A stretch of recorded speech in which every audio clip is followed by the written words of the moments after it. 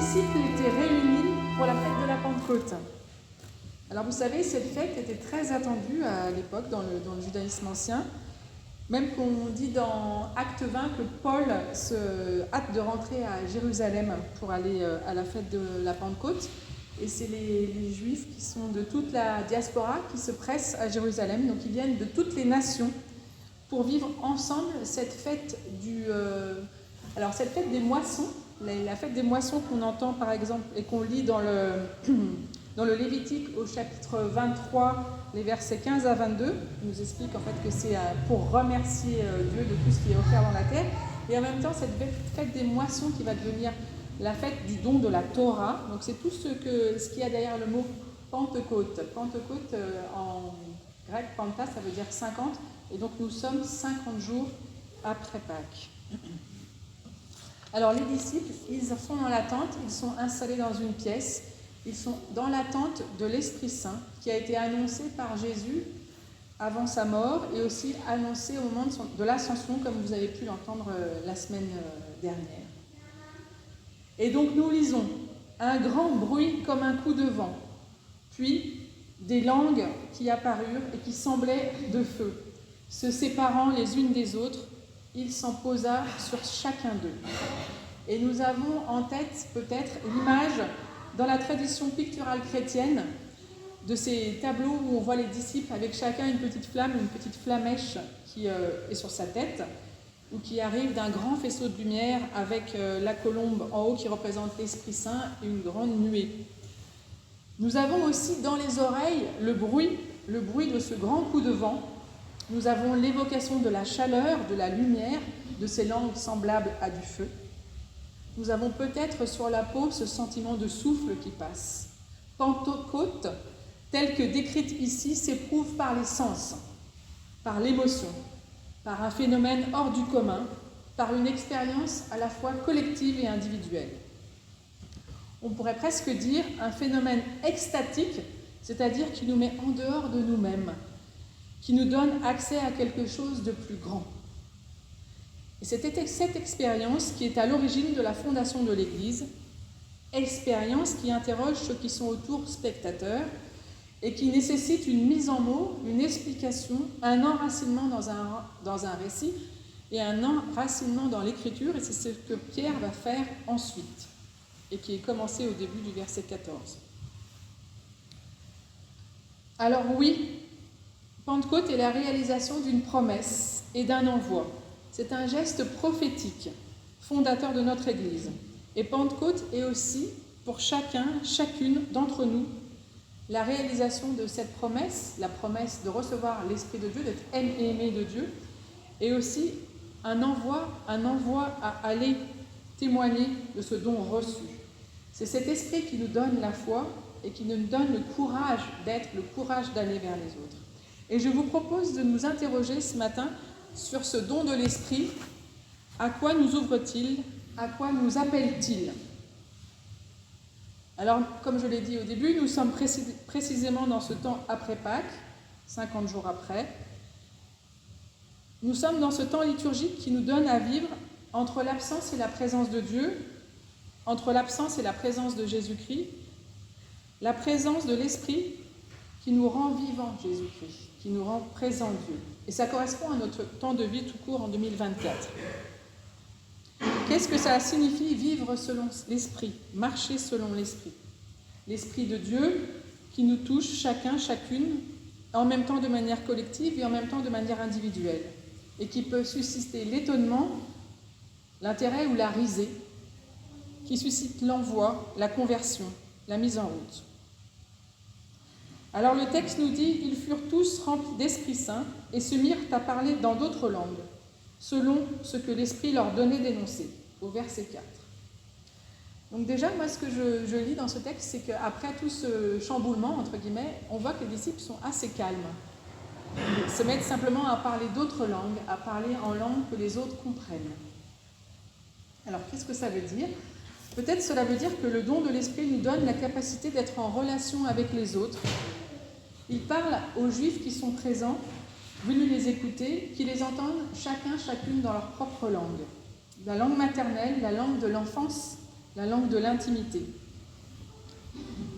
Ce don qui fait que nous devenons proches de celui ou de celle qui nous entend, puisque nous parlons la langue qui nous comprend, sa langue maternelle, alors qu'elle n'est pas la nôtre. Ce don qui nous permet d'entrer en communication, en sympathie, en empathie, pourrait-on dire, avec l'autre. Ce don qui vient de Dieu et qui nous rend proches, compréhensibles, par un étranger, par quelqu'un que nous croisons. Et ce n'est pas le parler en langue dont parle par exemple Paul dans 1 Corinthiens 1, dans le premier texte aux Corinthiens, où il indique que d'ailleurs cette langue elle est tournée vers Dieu, mais qu'on ne peut pas forcément la comprendre, et qu'il faut privilégier une langue qui est celle que nous pouvons tous comprendre, qui soit intelligible pour les contemporains. Et donc c'est bien une langue maternelle, une langue humaine, ancrée dans la chair, qui nous est donnée de parler pour se faire comprendre, pour communiquer les merveilles de Dieu.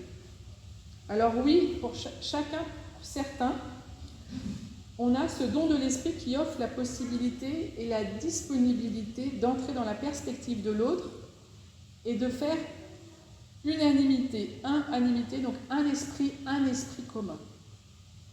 Et à mon sens, on le voit, le miracle n'est pas dans ce grand vent, dans ces questions de langue de feu, savoir comment ça se passe, etc., qui se séparent sur chacune des têtes, mais de se poser la question comment chacune peut être en relation, capable de relation les uns avec les autres, de manière authentique et empathique, et pour dire autre chose que de nous-mêmes, mais de dire les merveilles de Dieu, la venue de son royaume, la paix dans le monde, la justice, le salut universel, pour chacune qui reçoit cet esprit. Alors ainsi pensé, le don de l'esprit nous ouvre la possibilité d'être en relation avec l'altérité. Altérité à la fois horizontale, c'est-à-dire nous tous, et aussi altérité verticale, c'est-à-dire un rapport avec la transcendance. Et donc je le disais, horizontale, c'est parce qu'elle nous donne la possibilité de nous entendre, de mieux se comprendre, de communiquer ensemble, de faire un, dans ce qu'il y a de plus profond en nous, de plus intime, et en même temps, communication qui est tournée vers une certaine forme de transcendance, qui nous unit devant cette transcendance. Et qu'est-ce que d'autre l'Église, si ce n'est cette communion entre les deux dimensions horizontale et verticale, cet accès à la transcendance que nous vivons ensemble, ici en assemblée, en ecclésia, en Église, où nous sommes en communion les uns avec les autres, mais devant Dieu, et nous formons le corps du Christ. Alors Pentecôte est le geste fondateur de l'Église. C'est l'annonce et la réalisation de cette promesse de salut pour chacune d'entre nous, par Dieu en Jésus-Christ. Pentecôte qui fête à la fois le don de la parole, on l'a entendu, le don de l'Esprit qui nous donne à saisir que Jésus-Christ s'adresse à chacune et nous donne une parole de vie. Pentecôte nous ouvre sur une Église plurielle, l'Église des nations. Parce que là, on voit les Juifs qui sont venus de toutes les nations et ils entendent parler dans leur langue originelle, dans leur langue maternelle. Nous ouvre sur une Église où il ne peut pas y avoir un même message ne peut pas être dit de manière univoque, mais au contraire en différentes langues, avec différentes théologies, et il nous indique ici qu'il n'y a pas une seule vérité unique. Il n'est pas possible, en tant qu'Église, de se dire seule détentrice de la vérité et d'une seule forme de vérité. Pentecôte se situe, au contraire, dans un lieu ouvert, un lieu où on ne connaît pas les frontières, et comme nous ne connaissons pas les frontières de l'Église. Dans le texte, nous voyons, nous sommes passés d'une maison, puis à la ville, et après à l'ensemble des nations. Et c'est ce à quoi nous sommes appelés, à aller au-delà des nations. Transmettre ce message. Faire Église, alors, c'est recevoir ce don de l'Esprit, ce don de la parole, être baptisé de l'Esprit et du feu, et être appelé à sortir, à parcourir le monde pour annoncer le salut pour chacune, quel qu'il soit, quelle que soit son histoire, en Jésus-Christ. Et nous le voyons, l'Église, elle est fondée par un don, le don de l'Esprit. Comme nous naissons d'un don, le don de l'Esprit, et comme Jésus, lorsqu'il commence son ministère, il reçoit aussi le don de l'Esprit avant de partir. Alors ce que nous proclamons ici ensemble devant la croix vide, c'est la présence de Dieu après la mort de Jésus, par son Esprit qui est là, qui nous rejoint, par l'Esprit Saint qui nous précède et nous éclaire. Alors on l'a chanté, l'Esprit Saint, ce matin, j'ai choisi quand même beaucoup de chants de Pentecôte, et il y a plusieurs qualificatifs qui sont revenus. Il y a eu Esprit de feu, Esprit créateur, souffle de vie, Esprit de vérité, Esprit consolateur. Nous avons aussi dans Jean le Paraclet, donc, qui englobe aussi la notion de celui qui fait mémoire du Christ et en même temps celui qui est l'avocat, le défenseur de la condition humaine de nous auprès de Jésus. En recevant cet Esprit Saint, source de vie, Dieu nous invite à nous convertir sans cesse, à être créateurs, porteurs de vie, à rechercher la vérité, à la vivre pleinement. Avec l'Esprit de feu, nous sommes invités aussi à faire le tri dans nos vies, à ce qui nous tire vers le haut et au contraire ce qui nous pousse vers le bas, à nous faire vivre véritablement. Et cet esprit aussi de consolation est là pour nous dire que dans les moments d'adversité, dans les moments difficiles, nous ne sommes pas seuls. Dieu, par son esprit, est présent à nos côtés et il œuvre en nous. Alors ensemble, nous avons reçu et nous recevons l'Esprit. Nous faisons Église. Nous sommes l'Église. Église d'ouverture, Église de compréhension et d'accueil de l'autre, quel qu'il soit, quel que soit son chemin. Nous le recevons dans sa radicale altérité, comme notre frère, dans une commune humanité, pour que nous soyons chacun, chacune, enfants de Dieu, par la réception de cet Esprit de Dieu qui nous donne la foi. Que nous soyons tous vivifiés par ce souffle créateur.